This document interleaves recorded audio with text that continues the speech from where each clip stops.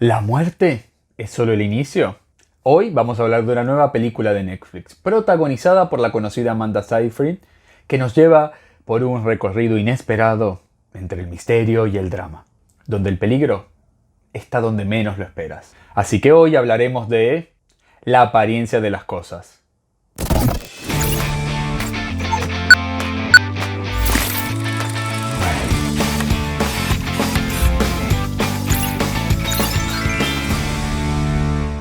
Hola, bienvenidos a Cine más Andy, donde analizamos el cine y la televisión desde una perspectiva de diversidad e inclusión.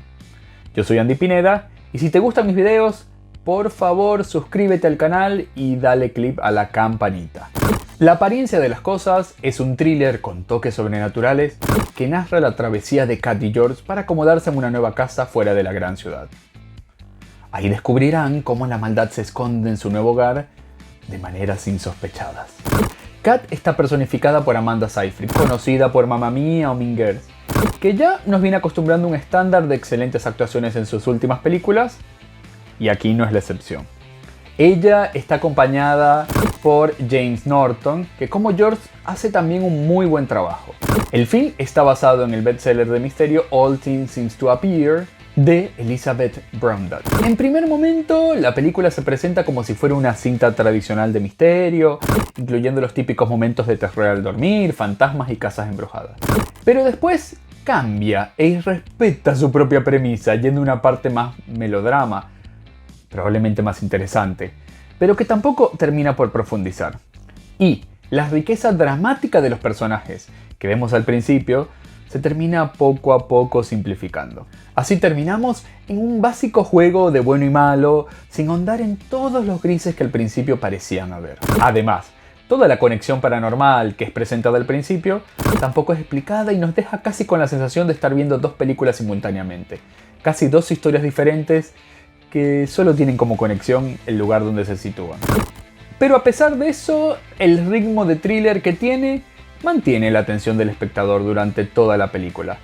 El film tiene una estética de años 80, que se recrea de una manera tan natural que de hecho debo admitir que cuando veía la película no me di cuenta que estaba sucediendo en esa época. Sobre todo en este momento que vemos tanto looks vintage y la historia se sitúa en un pequeño pueblo. Al final, la sorpresa positiva del film es encontrar que la violencia de género y el privilegio del hombre blanco heterosexual son los principales temas. Así como el problema del esposo objeto que condiciona su propia satisfacción personal ante los deseos de su esposo. Porque al llegar a la última parte de la película descubrimos que la violencia de las mujeres es expresada a través de lo que sufrieron las habitantes de la casa de mano de sus maridos. Así como el privilegio del hombre blanco heterosexual es resumido magistralmente en la frase "George siempre obtiene todo lo que quiere", al hacernos ver cómo la ambición egoísta y una sociedad hecha por y para el hombre blanco heterosexual le deja siempre ganar a costa de todos. Además, el micromachismo acá está bastante explorado y nos hace ver cómo también en esos pequeños y tontos gestos se esconde la idea de una mujer subordinada al hombre, la falta de consentimiento y la violencia de género. No me parece casual que esta película esté ambientada en los años 80.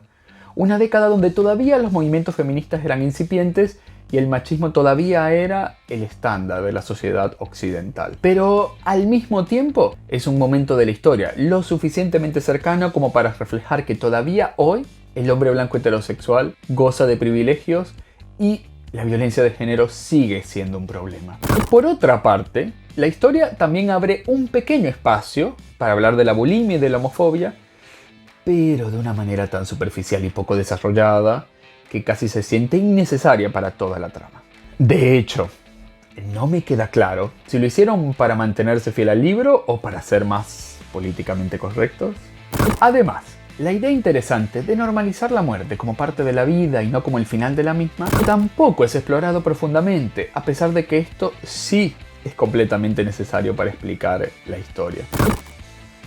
En el semáforo de diversidad e inclusión, a la apariencia de las cosas le doy un amarillo bueno, porque expone el privilegio de los hombres blancos heterosexuales, además habla de la violencia de género y el micromachismo, pero se queda corto al hablar de la bulimia y la homofobia.